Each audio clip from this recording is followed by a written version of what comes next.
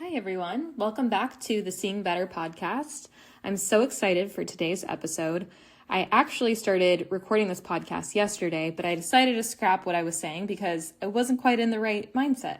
Not in a bad mindset, but I was running out of breath, oddly enough, and just wasn't quite in the right space. So I'm learning how to set the scene for myself every week to be able to record the podcast. Because as it stands right now, I'm doing one take wonders. So wish me luck. So far, so good. Right now, it's a Sunday night. It's 5:55, which is very fitting because I'm going to be speaking to you all about how to accelerate your career at any stage, but with a special twist on it that is unique to my own perspective, which is as a spiritual seeker. So these are some tips that might be somewhat traditional, somewhat non-traditional, but different perspective at looking at advancing your career, whether you are an individual contributor, an entrepreneur, somebody who works for a corporate company.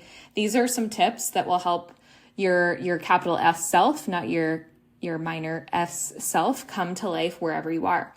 And this may be early in your career or later in your career, just some tips that are always good to sharpen your knife in whatever function you're in. I spoke to the DeMoore McKim School of Business Brand Management students the other day, which is the brand management class that did not exist when I went to Northeastern University for school, but now exists, which I think is amazing and very, very awesome. So hello to any of the brand management students hopping in on today's episode. Happy to be able to go into this concept in more depth. I spoke about a few things on there, but this is the extra advanced step if you've hopped over from the class over to the podcast, so welcome. We have a new audience to welcome to Seeing Better. All right, without further ado, let's get right into it. I have my candles burning. I have the Palo Santo, so the vibes are right. Palo Santo, by the way, if you want a way to bring in some of that really good energy, is great to light when you just need that extra boost, and it also smells really great, so hot tip right there. Number one. Let's get into how to accelerate your career at any stage as a spiritual seeker. Number one is being seen. So this category is all about making sure that your full self comes to the forefront. And what I mean by that is not necessarily your entire self, because I don't think I believe that your entire self can come to work. And that's actually just fine. I think it actually builds quite a healthy balance. But being seen is really being seen for who you are and for your highest potential at work. And whatever it is that you're doing, whether you have a podcast or you have a small business, these are all relatively informative for any of those functions. And I'll be going into some details underneath each topic here. And number one, coming right out of the gate, somewhat controversial, is unexpected for someone at my age. I toggle the Gen Z millennial white space right there. So it depends on the day whether I feel like one or the other. But number one is to be on camera.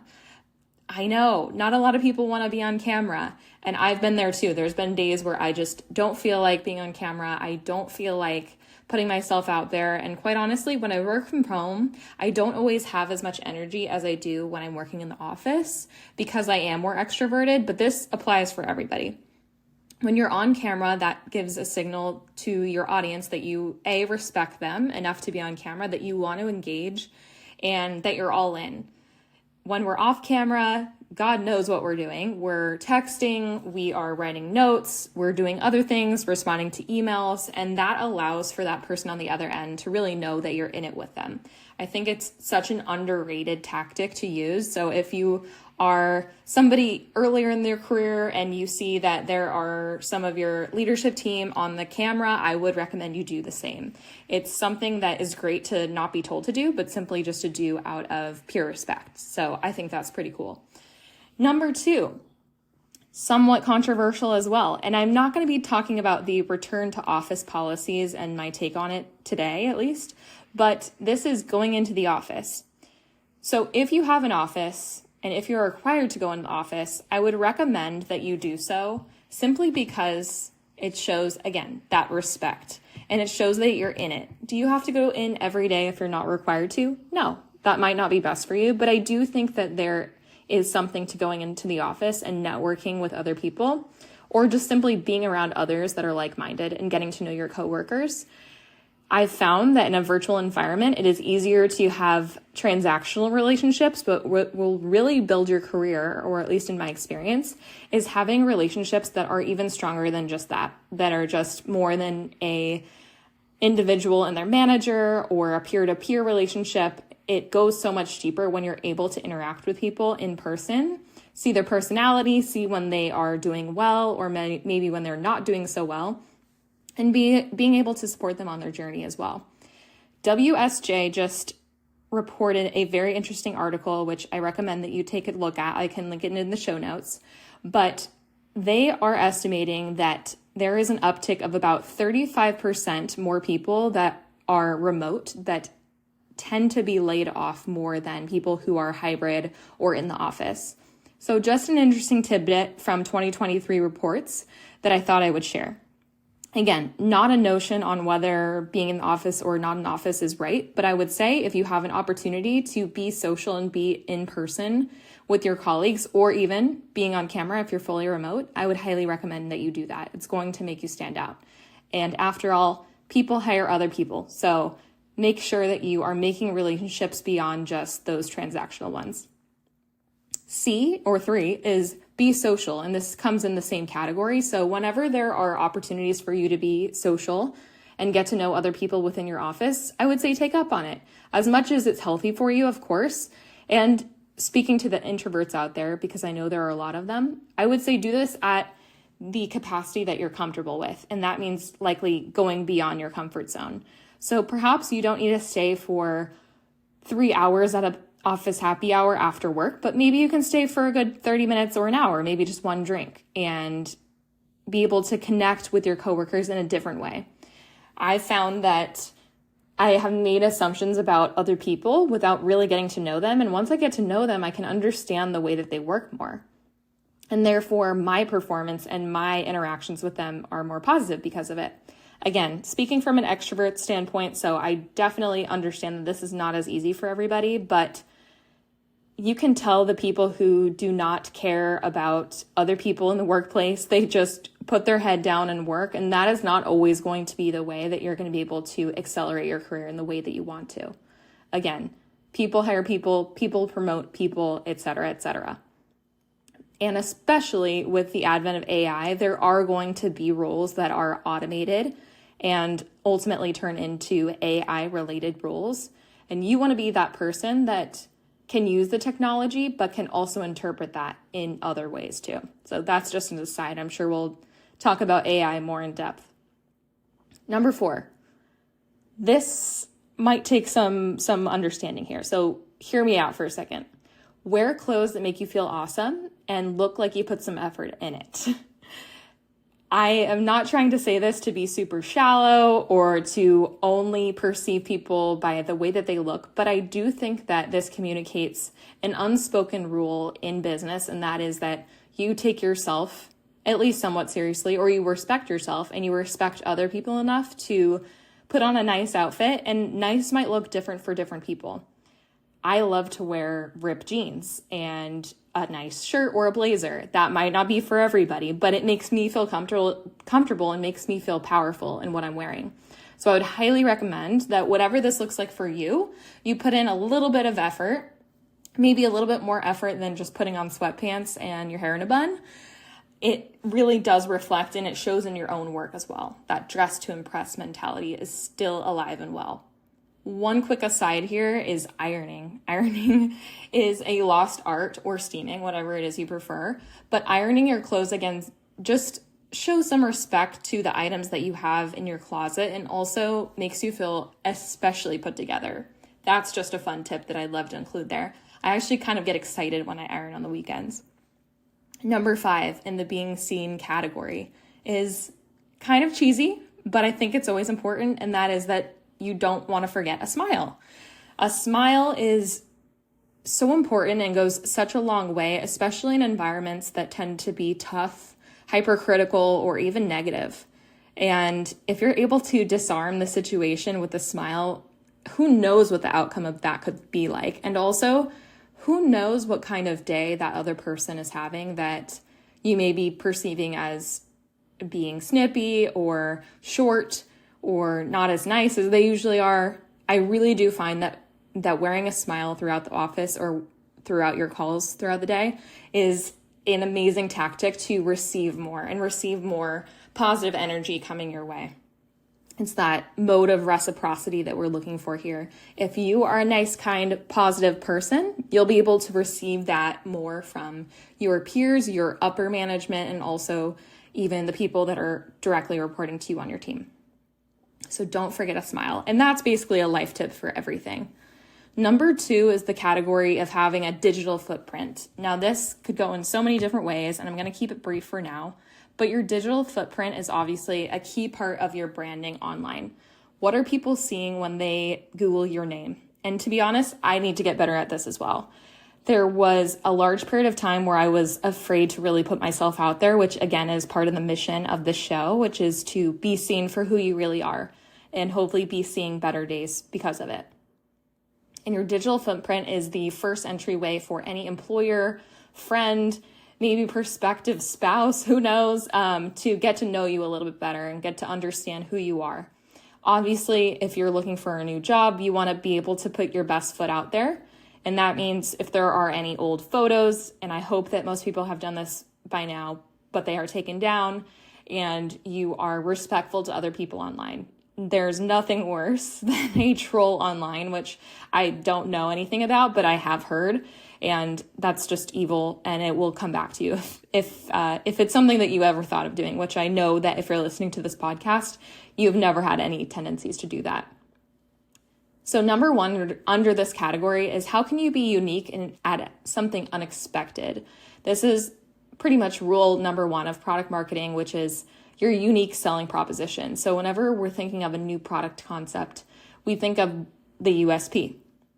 What is new, better, or different about this product that I cannot get anywhere else? And that's a way that you want to look at yourself as a candidate for whatever role you're looking for, or even starting your own business.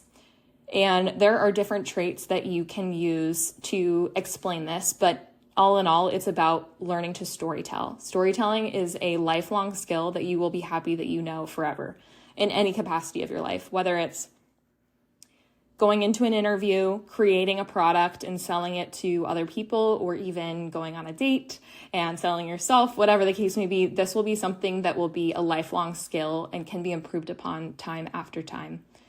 So be sure to communicate what that new, better, different aspect is to yourself. And one way that you're able to do that is through AI. AI can show you what's new, better, different about yourself if you give it the right prompts. There is a guy on LinkedIn and YouTube that I really like. His name is Matt Gray, and he has some really awesome prompts if you want to look into that based on your purpose and your mission and how you can best express that. So AI is going to be your best friend when it comes to that. Now with AI, the rule number 1 is that you need to accelerate your prompts within it. You can't just say, hey AI, I'm a product marketer and I want to get to know the content side more. You can't just say that and it's not going to give you the right outcome. You really need to feed it the proper prompts and continue to iterate on them in order to get what you're wanting. But this is going to be a key tool for you to improve your digital footprint in 2024. Number 2, tailor your application. That is if you're looking for a new job or even your current LinkedIn profile with keywords and optimize with SEO. Especially if you're in anything marketing related, this is going to be number 1 for you, the number 1 tool you're going to want to leverage. Tailoring your application for each profile will allow you to have a higher conversion rate. So your recruiters will be able to see that you have the skills in X, Y, or Z format as they relate to the application that you had applied for. SEO seems like a really intimidating factor of business, but it's actually not so bad.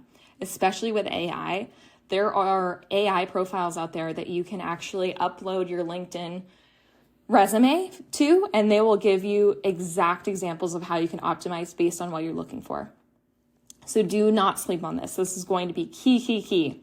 This is probably the most hard skill related section of the podcast outline for today, but do not miss this point. This is going to give you so much more leverage and expedite your ability to achieve the success you're looking for.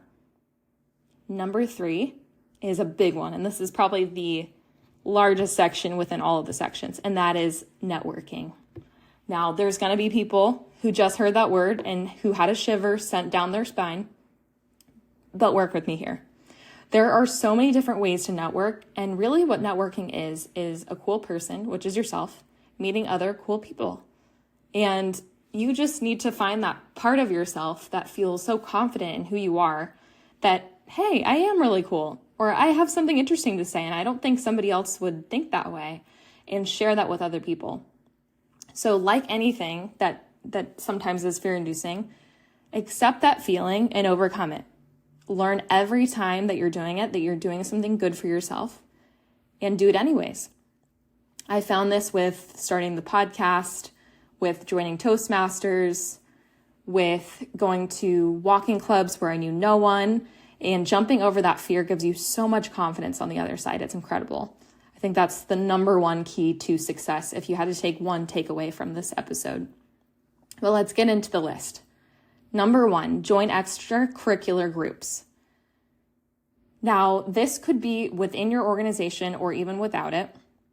I know that there are a lot of top CEOs that are part of different golf groups, which obviously is more male related, but I'm sure that's a great way to network and to collaborate. But that could also look like so many other things. That could be like Toastmasters, as I had mentioned, a tennis group, a volleyball group, a group of people who like to look at cars, whatever the case may be. Joining extracurricular groups allows you to form those relationships that are loose ties and are built on social relationships that can sometimes turn into great networking opportunities.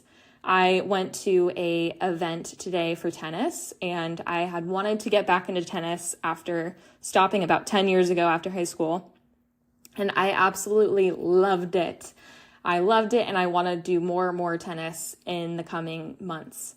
But that being said, I was able to meet so many other ladies, I sound like an old lady, other women that were also in marketing. And we had really interesting conversations on how technology is going to drive the future, how we're growing our personal brands and all the other things, just simply because it came up in conversation. Not that we were forcing it or that we needed to have this exchange for any sort of reason. Next on the list is coffee chats. So similar to this, but I find coffee chats to be a better way to build a network than simply calling it networking. So coffee chats don't imply that there are any strings formed. So being at L'Oreal, there are coffee chats that are explored throughout the entire company.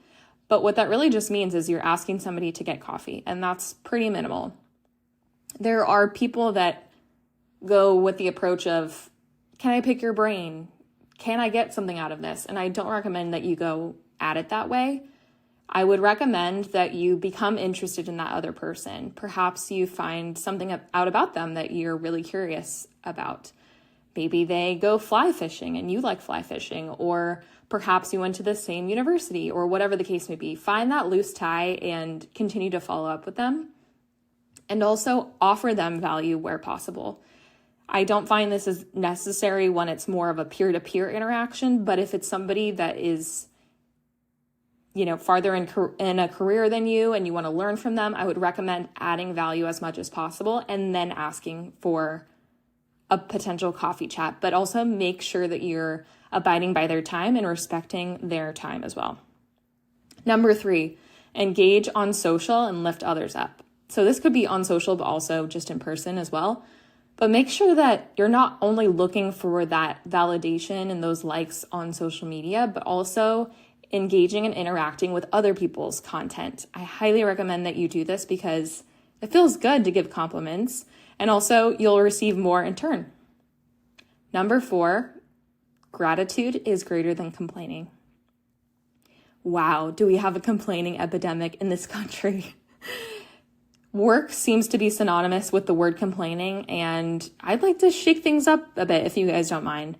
Complaining is commonplace at the watering hole, but what if you actually instead said, I'm actually super happy to be here with you guys, or shockingly, I'm really excited for that meeting. Whatever the case may be, hopefully it's true for you, but adding gratitude to your daily life and to your daily work life is so disarming in a great way, and I find it to be incredibly endearing. And I would recommend that if come a negative coworker and you don't want to talk about all the bad things about the office, that you just strike up a conversation and add a little bit of gratitude in it. Next one, strike up a conversation with somebody new just because. There are plenty of people, I'm sure, at your business, or maybe that are a part of your business in some way, whether it's an internal or external partner, that you don't know that well, or that you only know on a working basis. What if you instead ask them a little bit about what they like to do for fun, or how many kids do they have, or what made you want to get into this field anyways?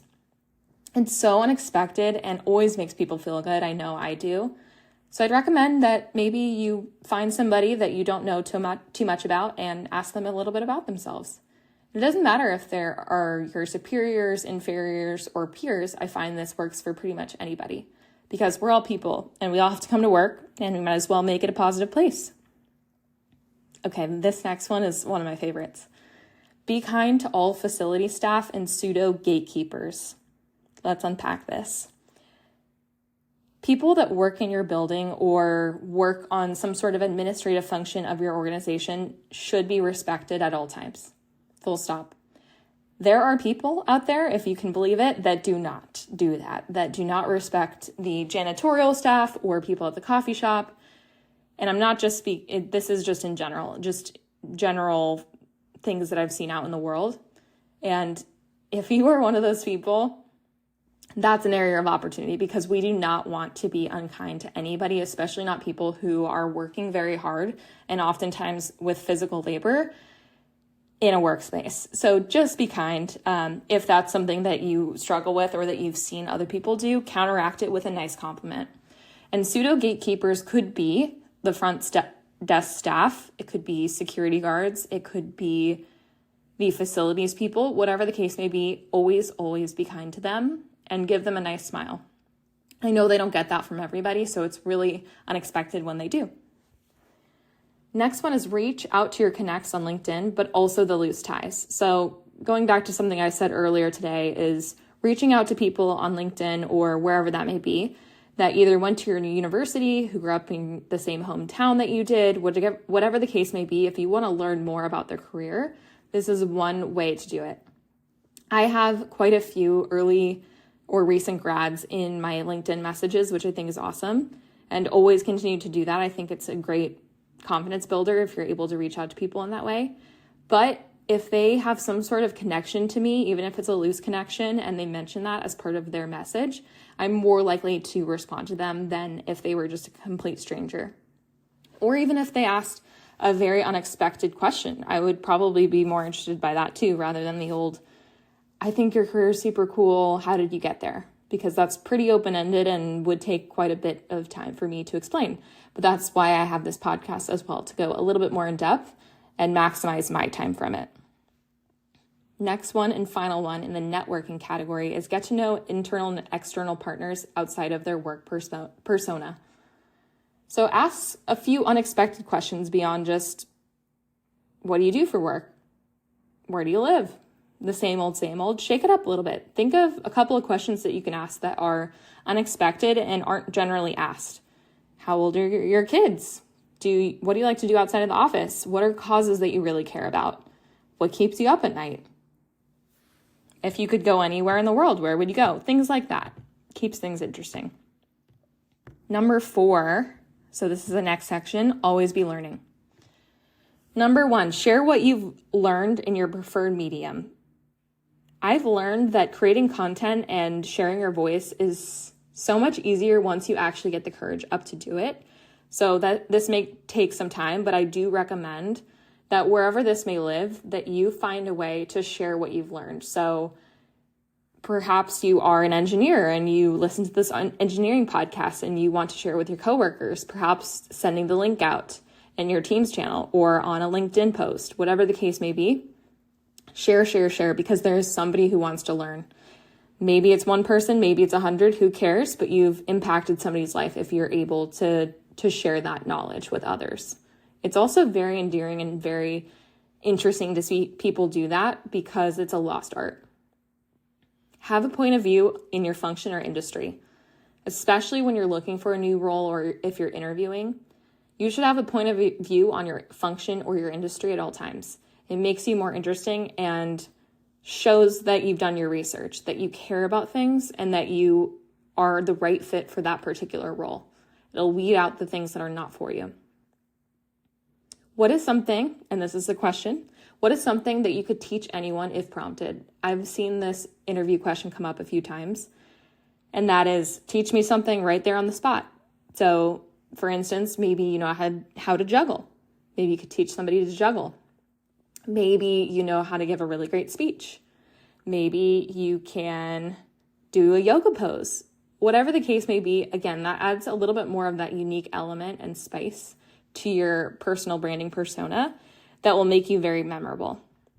I would add on to this, if you feel comfortable, and depending on the work environment, wear something that's a little bit eye-catching. Maybe you're wearing a red blazer and people remember you because you're that girl that wears the red blazer.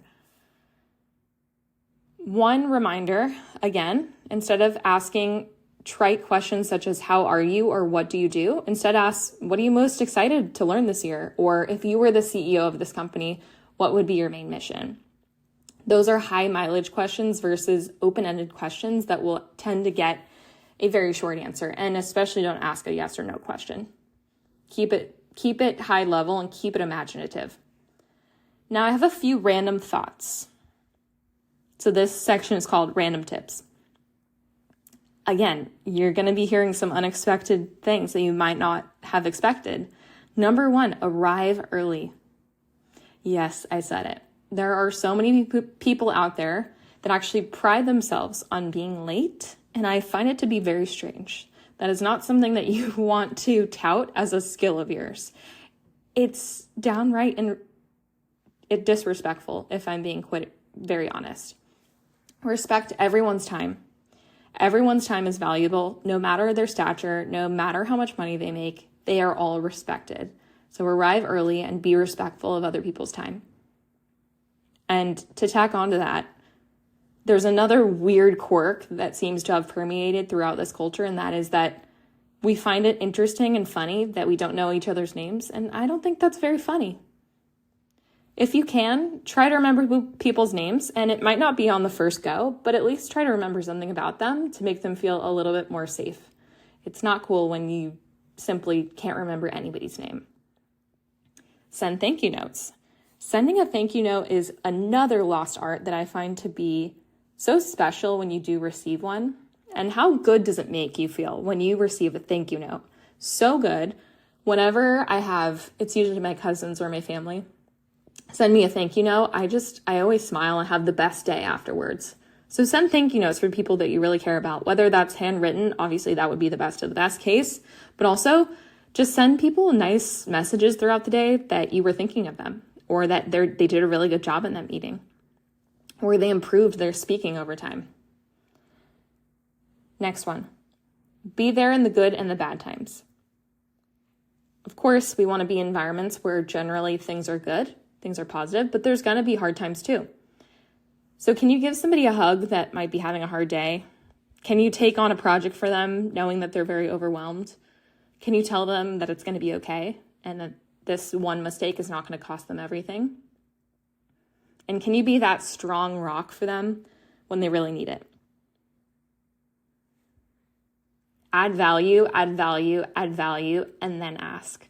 Going back to the coffee chat conversation we were having, people are busy. They've got a lot of priorities, especially if they have a family, and you want to respect their time. So add value where you can, and then ask for a favor. And when you're asking, make it easy enough for them to answer. So perhaps you're asking somebody about whether they think mechanical engineering or computer science is more fruitful in 2024. Make it easy for them to say their answer and say thank you, of course. When they do ask, make it easy. So it's not yes or no, but it's also not what do you think about life's purpose in general. Give them some sort of a direction so then they can answer you in a short and succinct manner so then they can get on with their day. Few final thoughts. This has now become one of the longest podcasts I've done, so I'll give myself some kudos for that. That is very hard, especially alone. I'm starting to realize that I'm looking for potentially more people to come on the podcast as guests so we can collaborate and think of some new ideas. But all in all, I stand behind most, if not all, of these here on the list and have used them myself. I'm sure in a year I'll think of different things, but generally a lot of these are, zero cost, but also have so much impact on other people in a positive way. Whenever I have a nice interaction with somebody, that does stick out in my mind, and the opposite is true as well. You want to be somebody that long after you may not be reporting into somebody else or you've left a company, that people think, wow, that person was amazing. They really changed the game. So let go of the outcome. It's this or something better. With this energy, you can do anything. And I promise you, you're going to be a success at any stage. With that being said, I think I've spoken a lot today. I'm a little out of breath, not going to lie. But I'm so excited to share more thoughts and lessons over time. And I'll see you in the next one. Until then, I hope you're seeing better days. Bye.